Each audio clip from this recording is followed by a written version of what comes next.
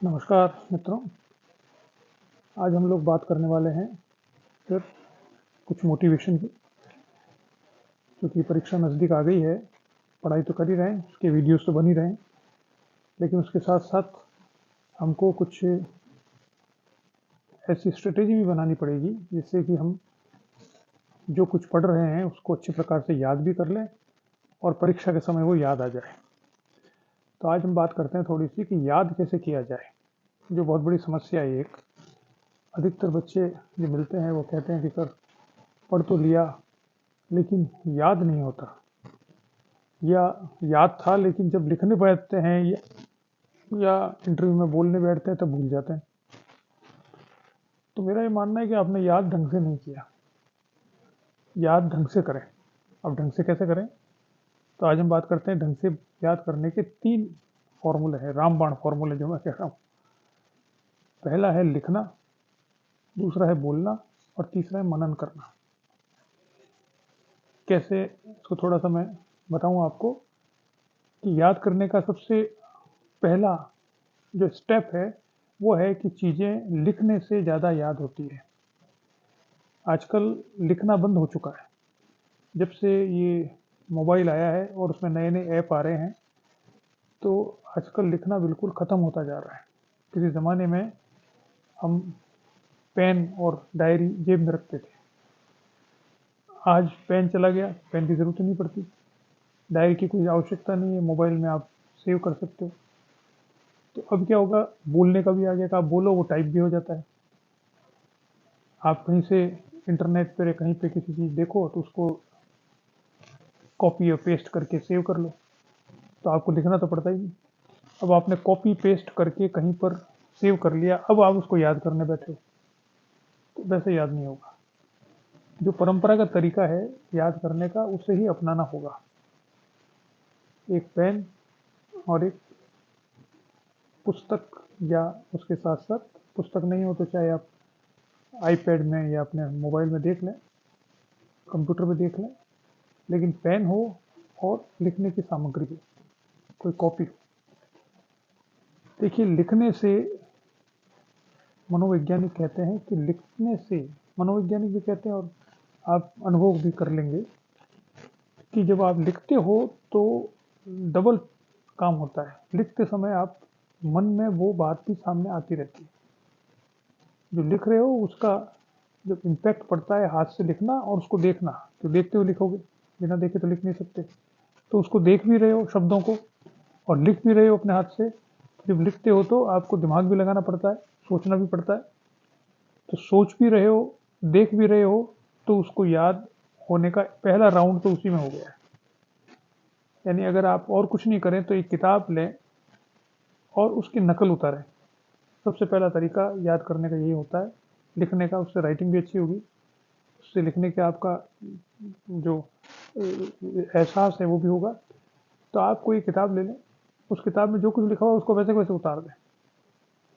जो बहुत से क्रिएटिव राइटर्स हैं उनको ये सलाह दी जाती है, जब वो कहते हैं साहब हम लिखें कैसे।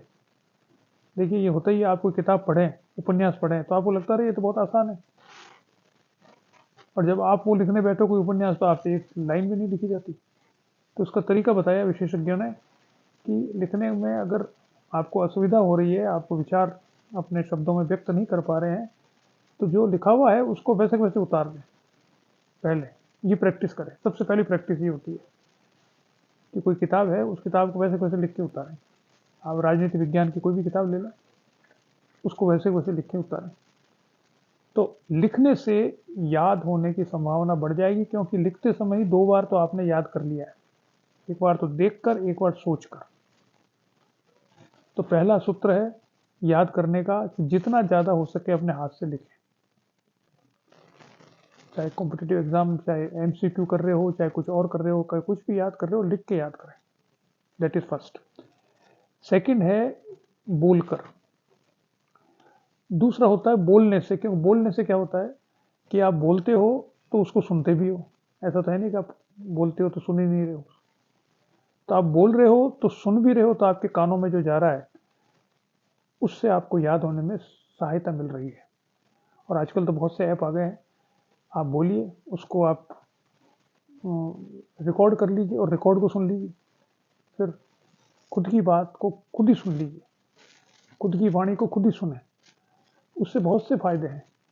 आपको मालूम पड़ जाएगा कि आप सही ढंग से अपने आप को व्यक्त कर सकते हैं या नहीं कर सकते। एक पूरा वाक्य भी सही ढंग से बोल सकते हैं या नहीं बोल सकते। जो विचार आपके मस्तिष्क में है, जो अमूर्त रूप से सामने आए हुए हैं, जिनको मूर्त रूप से प्रकट करने की क्षमता आप में है या नहीं है। अगर नहीं है तो उसको विकसित की जा सकती है। और जब वो अमूर्त मूर्तता में परिवर्तित होंगे धीरे धीरे धीरे धीरे, तो जिनको व्यवस्थित ढंग से वो आपके शब्दों में व्यक्त होंगे, तब आप उसको सही ढंग से याद कर पाएंगे। एक बहुत बड़ा विचारक हुआ है विटिंगस्टाइन, लुडविग विटिंगस्टाइन, जो भाषा शास्त्र का बहुत बड़ा विचारक है।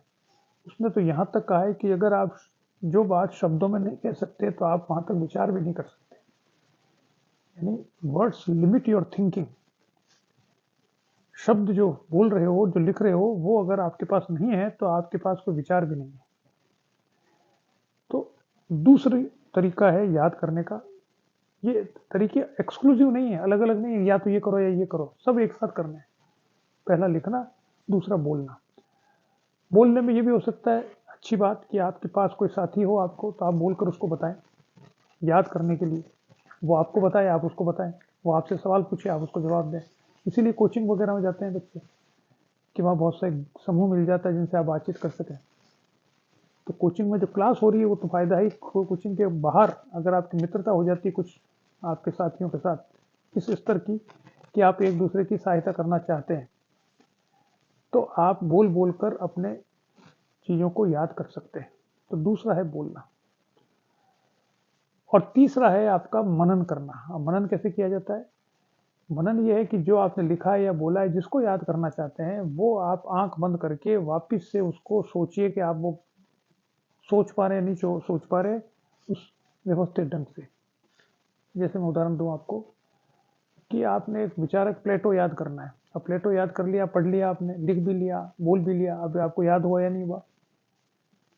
तो प्लेटो को, जो प्लेटो का विचार है उसको पहले तो समरी करें, उसकी उस समरी को याद करें और फिर उसको एक्सपेंड करें। समरी क्या है कि प्लेटो दिमाग में आते ही क्या, आंख बंद करके सोचिए प्लेटो, पहला प्लेटो क्या है, न्याय का सिद्धांत है। फिर उसका क्या है, शिक्षा का सिद्धांत है। फिर उसका दार्शनिक राजा का सिद्धांत है। फिर उसका साम्यवाद का सिद्धांत है। फिर आदर्श राज्य में जिसमें ये सब चीजें हो। ये 5 बातें हैं प्लेटो में।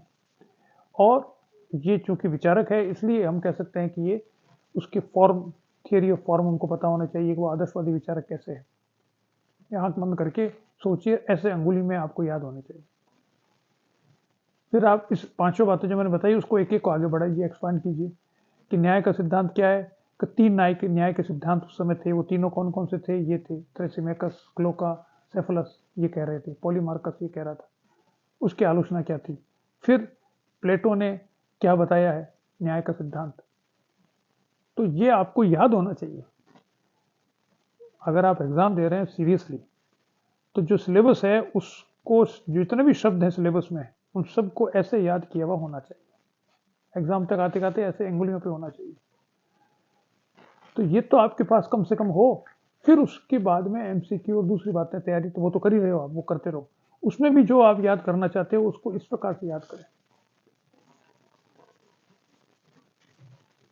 तब आपको याद करने में बहुत सुविधा होगी और आपको समय पर वो बातें नहीं भूलोगे। ये 3 बातें मैंने बताई, वापिस से सुन लीजिए। लिख कर याद करें, बोल कर याद करें और मनन करके याद करें। इन तीनों को जितनी प्रैक्टिस आप करोगे उतना ही आप सफल हो जाओगे। आप देखिए, इसको करके देखिए, आपको मालूम पड़ जाएगा जो बात मैं कह रहा हूँ वो सही है या नहीं। ठीक है, चलिए आज इतना ही देखते हैं। नमस्कार।